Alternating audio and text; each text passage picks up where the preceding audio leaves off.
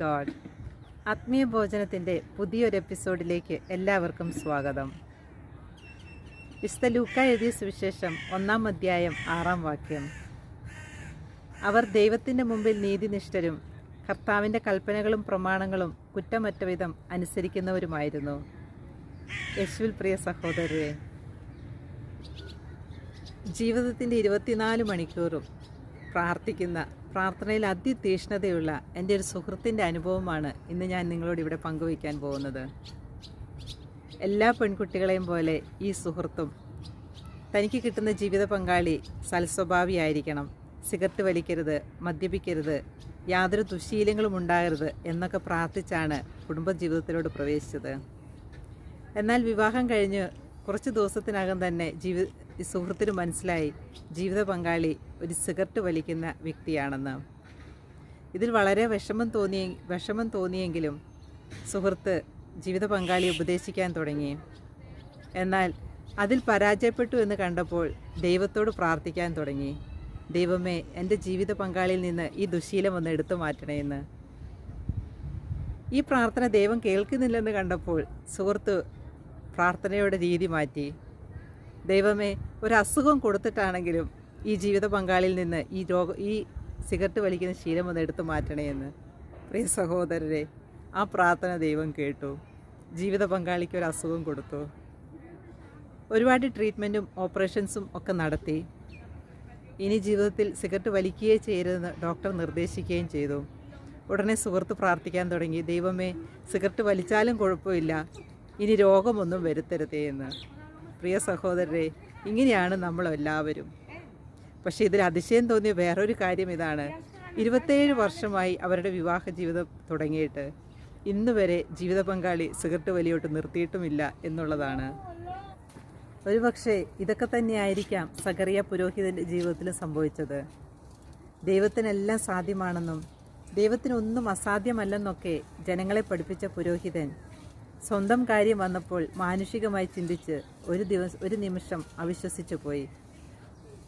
ഫലമോ 10 മാസം മൂകനായിരിക്കുക. ഒരുപക്ഷെ സഖറിയ പുരോഹിതൻ്റെ ദൈവത്തോട് ഏറ്റവും അടുത്ത് കഴിഞ്ഞ കാലമായിരിക്കാം ഈ 10 മാസം. അതുകൊണ്ടാണല്ലോ കുഞ്ഞിൻ്റെ പേരിടൽ ചടങ്ങ് കഴിഞ്ഞതിന് ശേഷം സഖറിയ പുരോഹിതൻ പരിശുദ്ധാത്മാവിനാൽ പ്രചോദിതനായി പ്രവചനഗീതം നടത്തിയത്. പ്രിയ സഹോദരരെ, ഒരുപക്ഷെ നമ്മുടെ ജീവിതത്തിലും ദൈവം ഇടപെടുന്നത് മാനുഷികമായി ചിന്തിച്ചാൽ ഇതുപോലെയുള്ള വിഷമസന്ധികളിലായിരിക്കാം.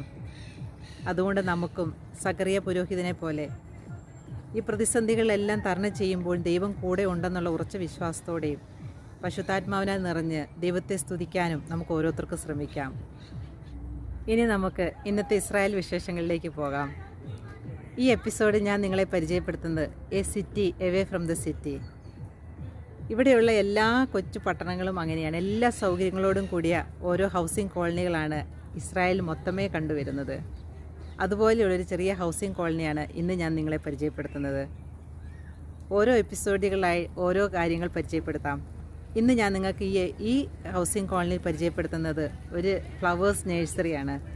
എല്ലാവിധ ചെടികളും, എന്തിനു പറയുന്നു, നമ്മുടെ നാട്ടിലെ ചേമ്പ് വരെ ഇവിടെ ഒരു ചെടിയായിട്ട് ഇവർ കണ്ട് നഴ്സറിയിൽ സൂക്ഷിച്ചിരിക്കുന്നത് നമുക്ക് ഈ എപ്പിസോഡിലൊന്ന് കാണാം.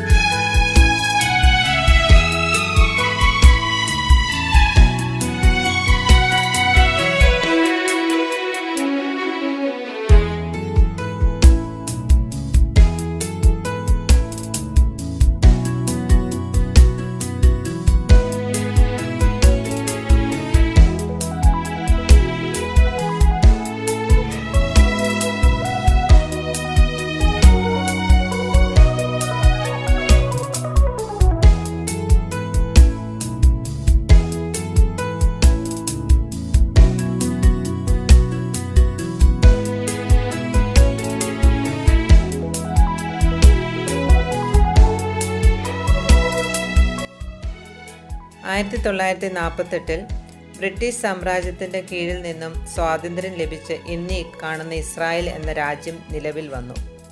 അതുവരെ ലോകത്തിൻ്റെ നാനാ ഭൂഖണ്ഡങ്ങളിലും രാജ്യങ്ങളിലുമൊക്കെ ചിതറിക്കിടന്നിരുന്ന യഹൂദജനം തങ്ങളുടെ പിതൃരാജ്യത്തോട് തിരിച്ചു ചേക്കേറി. വിവിധ രാജ്യങ്ങളിൽ നിന്ന് വന്നവർ വിവിധ ഭക്ഷണ രീതികളും മറ്റുമൊക്കെ ശീലിച്ചു പോന്നവരായിരുന്നു. അതുകൊണ്ട് ഓരോ രാജ്യത്തു നിന്ന് വന്നവർ ഓരോ സമൂഹമായി ഒന്നിച്ച് താമസമാക്കി. ഗവൺമെൻറ് ഇങ്ങനെ ഒന്നിച്ച് താമസമാക്കി ഓരോ സമൂഹത്തെയും ഓരോ മുനിസിപ്പാലിറ്റിയാക്കി മാറ്റി ആ സ്ഥലം പ്രകൃതി രമണീയവും എല്ലാ സൗകര്യങ്ങളോടും കൂടി രൂപപ്പെടുത്തി. എന്ന് കേൾക്കുമ്പോൾ നമുക്ക് അതിശയം തോന്നുന്ന രീതിയിലാണ് ഓരോ മുനിസിപ്പാലിറ്റികളും ഹൗസിംഗ് കോളനികളും ഇന്ന് കാണുന്ന രീതിയിൽ ഭംഗിയുള്ളതാക്കി തീർത്തിരിക്കുന്നത്. അതായത് കിൻഡർ ഗാർഡൻ മുതൽ 12th ക്ലാസ് വരെയുള്ള പല സെക്ഷനിലുള്ള സ്കൂളുകൾ, മെൻ്റലി റിട്ടയർഡും ഹാൻഡിക്യാപ്ഡ് കുട്ടികൾക്കായിട്ട് പ്രത്യേക സ്കൂളുകൾ, ഓൾഡ് ഏജ് ഹോമുകൾ, കിഡ്സ് സെൻ്ററുകൾ, ക്ലബ്ബുകൾ, gymnasium centres, body fit centres, shopping mall, party centres, auditorium, post office, bank, sports സെൻ്ററുകൾ, സ്വിമ്മിംഗ് പൂൾ, എല്ലാ ഇറിഗേഷണൽ ഫെസിലിറ്റീസും, ട്രാൻസ്പോർട്ട് ഫെസിലിറ്റീസ്, ടാക്സി സെൻ്ററുകൾ, പാർക്ക്, വൈഡ് ഗാർഡൻസ്, മെഡോസ്, ഇങ്ങനെ വർണ്ണിക്കാൻ പറ്റാത്ത വിധം എന്തൊക്കെ സൗകര്യമാണോ ഒരു മനുഷ്യന് ആവശ്യമുള്ളത് ആധുനിക സൗകര്യങ്ങളോടുകൂടി ഒന്നിനും അവർ പുറത്തു പോകണ്ടാത്ത രീതിയിലാണ് ഓരോ ഹൗസിംഗ് കോളനിയും രൂപപ്പെടുത്തിയിരിക്കുന്നത്. ഇതിൻ്റെ പ്രത്യേകത എന്താണെന്ന് വെച്ചാൽ ഇതെല്ലാം ഗവൺമെൻറ്റിൻ്റെ നിയന്ത്രണത്തിലാണ് ഓരോ കാര്യങ്ങളും പോകുന്നത് എന്നത് വളരെ അതിശയിപ്പിക്കുന്ന ഒരു കാര്യമാണ്. അങ്ങനെയുള്ള ഒരു ഹൗസിംഗ് കോളനിയെക്കുറിച്ചാണ് ഞാൻ നിങ്ങളെ എൻ്റെ ഉള്ള എപ്പിസോഡുകളിൽ നിങ്ങളെ പരിചയപ്പെടുത്താൻ ആഗ്രഹിക്കുന്നത്. ഇങ്ങനെയുള്ള ഒരു ഹൗസിംഗ് കോളനിയിൽ ഒരു കൊച്ചു ചെടികളുടെ നഴ്സറി, എല്ലാത്തരം വൃക്ഷത്തൈകളും ചെടികളും ഒക്കെ കിട്ടുന്ന ഒരു നഴ്സറിയാണ് നിങ്ങളിപ്പോൾ കണ്ടുകൊണ്ടിരിക്കുന്നത്. ഓരോ കാലാവസ്ഥയ്ക്കനുസരിച്ചുള്ള സീസണൽ ചെടികളും വൃക്ഷങ്ങളുടെ തൈകളുമൊക്കെ ഈ നഴ്സറികളിൽ ലഭ്യമാണ്. പൂക്കൾ എക്സ്പോർട്ടിങ്ങിൽ ഒരു പ്രധാന പങ്ക് വഹിക്കുന്ന ഇസ്രായേൽ പൂക്കളെ താലോലിക്കുന്ന കാര്യവും വളരെ ഇഷ്ടപ്പെടുന്നവരാണ്. അതാത് മുനിസിപ്പാലിറ്റികളിൽ പ്രകൃതി സംരക്ഷണത്തിനു വേണ്ടി സമയവും സമ്പത്തുമൊക്കെ നീക്കി വെക്കുന്നതാണ് ഇന്നിവരെ ഇന്നീ കാണുന്ന രീതിയിൽ നിലനിർത്തി പോകുന്നതെന്നുള്ളതാണ് വളരെ യാഥാർത്ഥ്യമായ ഒരു സത്യം. ഇനി ഇസ്രായേലിനെ കുറിച്ച് വളരെ അതിശയിക്കുന്ന ഒരു കാര്യം എന്തെന്ന് വെച്ചാൽ 50 വർഷം മുമ്പ് ഉണ്ടായിരുന്നതിനേക്കാൾ ഇരട്ടി വൃക്ഷങ്ങൾ ഉള്ള ലോകത്തിലെ ഏക രാജ്യം ഇസ്രായേലാണ്. എല്ലാ രാജ്യങ്ങളും മരം വെട്ടി കെട്ടിടം പണിയുന്നു. എന്നാൽ ഇസ്രായേൽ കെട്ടിടം പണിയുന്നതിനോടൊപ്പം അതിൽ ഇരട്ടി മരങ്ങൾ വെച്ചുപിടിപ്പിച്ച് പ്രകൃതിയെ സംരക്ഷിക്കുകയും ചെയ്യുന്നു എന്നതുള്ളതാണ് വളരെ യാഥാർത്ഥ്യമായ ഒരു കാര്യം. പൂക്കളെയും ചെടികളെയും ഒക്കെ ഇഷ്ടപ്പെടുന്നവർക്ക് ഞാൻ ഇന്ന് ഇടുന്ന ഈ പൂക്കളുടെ കാഴ്ചകൾ വളരെയേറെ ഇഷ്ടപ്പെടുമെന്ന് എനിക്ക് ഉറപ്പുണ്ട് താനും.